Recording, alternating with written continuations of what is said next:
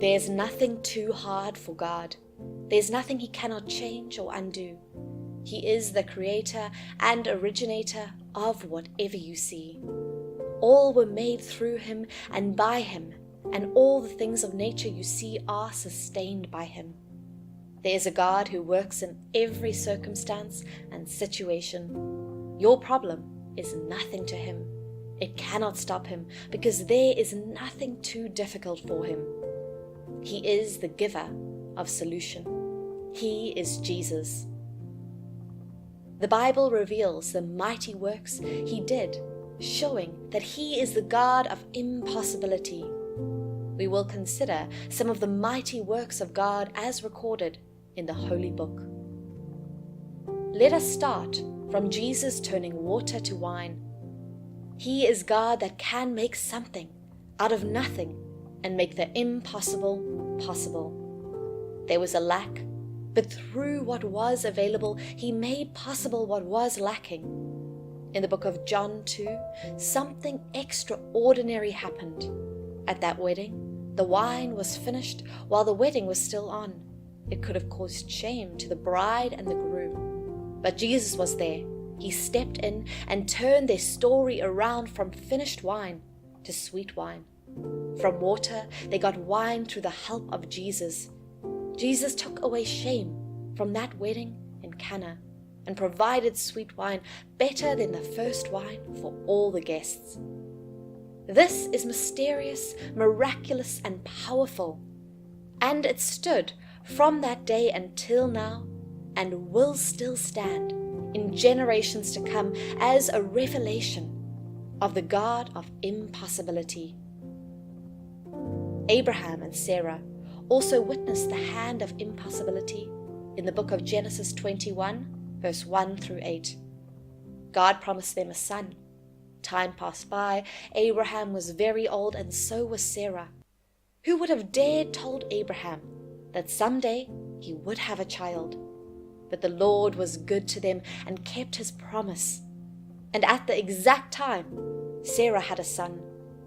This happened when Abraham was 100 years old, and Sarah was well past the age of having children. She was worn out. From the weak organs, He gave light and life, and they were able to have their child and raise him to a great and mighty man. Scientifically, menopause is an end to menstruation, and this starts between the ages of 40 to 58. Estrogen levels starts to fall. This reduces the chance of becoming pregnant. Sarah was far past, but God did the impossible, broke the rules of science, and gave them a child regardless of their age. With little, He feeds multitude, feeding 5,000 people, which was recorded in the book of John 6, verse 1 through 15. Jesus sat down, and when He saw the crowd gathering, He asked Philip, "Where will we get enough food to feed all these people?" He said this to test Philip, since he already knew what he was going to do. There was a boy with 5 small loaves of barley bread and 2 fish. He made the crowd sit on the ground covered with grass, about 5,000 men in the crowd. Jesus took the bread in His hands and gave thanks to God. He did the same with the fish until everyone had plenty to eat. Wow! It was recorded that they ate all they wanted, and there were 12 baskets filled with what was left over from the 5 barley loaves. This is unbelievable in the hearts of men. But there was a God of impossibility involved, and from 5 loaves of bread and 2 fish, He fed thousands of people. You must trust God with the little you have. Believe He can breathe life on the little, and plenty would come of it. If the boy had held onto his little, he would have not received 12 baskets to carry home. After this, Jesus' disciples went down to the lake. They got into the boat and started across for Capernaum. He had not come to them, and a strong wind made the water turbulent. When they had rowed for 5 or 6 kilometers, they saw Jesus walking on the water. He kept coming closer to the boat. His disciples were afraid. John 6, verse 16 through 21. He also commanded the storm. In the book of Luke 8, verse 22 through 25. Jesus and his disciples got into the boat and he said, "Let us cross over the lake." While they were sailing, he went to sleep. Suddenly a strong wind struck the lake and the boat started sinking. They did all they could to stop the boat from sinking because they were in danger and about to drown. Jesus was sleeping. They went over and woke him up. He woke up and commanded the wind and the waves to stop. They obeyed him. These are miracles that Jesus did, and they stood out in history, a symbol of a God of impossibility called Jesus Christ. He can bring back what you think was dead to life again. Have you lost your job? Lost something dear to you? Are you feeling lost without hope? There is hope for you. He can do the impossible. The amazing story of the man who Jesus raised from the dead comes to mind. It was a mind-blowing impossibility to bring Lazarus back to life. John 11, verse 17. When Jesus got to Bethany, he found out that Lazarus had already been in the tomb for 4 days. Martha, Lazarus' sister, had given up already. People had gathered to comfort Mary and Martha. She saw Jesus and said, "If you had come earlier, my brother would not be dead." Jesus told her, "Her brother will live."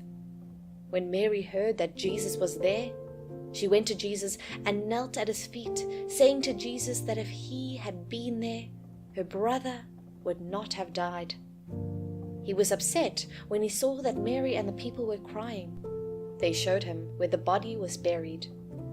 Some people spoke bad, saying, "He gave sight to the blind. Why could he not have kept Lazarus from dying?" This time, Jesus was upset. He asked them to roll away the stone. After the stone was rolled away, he gave thanks to the Lord. When he finished praying, he shouted, "Lazarus, come out."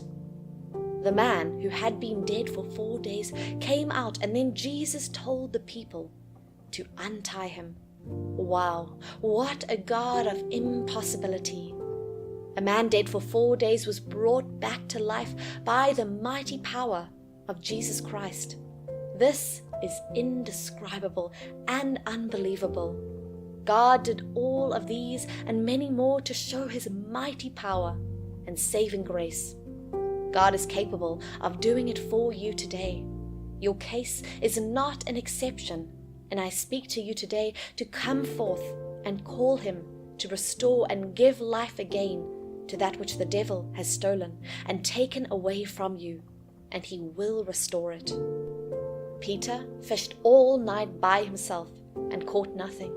But when he invited Jesus, the God of impossibility, he had a great catch, one like never before. His nets even began breaking. From this story, if you have failed or not getting the best from what you do, invite Jesus, the God of impossibility. He will remove the chances of failure and worries from the results you want. He blesses whatever he puts interest in. And if you give him all in surrender, faith, trust, hope, and belief, everything about you will be blessed and move from one impossibility to possibility. That is God. That is who he is and forever will be. Even in finances, Jesus commanded Peter to go to the sea, and the first fish he catches, he should open its mouth, and he would find money to pay their tax. It happened as he said it. Peter caught a fish, and there, the money they needed to pay tax was in the mouth of the fish. You can trust him with your financial needs and troubles. Hand the matter to him. The disciples were not worried about the money they needed to buy things or make payments because Jesus was in their midst. Is he also in your midst today? Have you handed the matter that you think is impossible to him and watch him resolve it?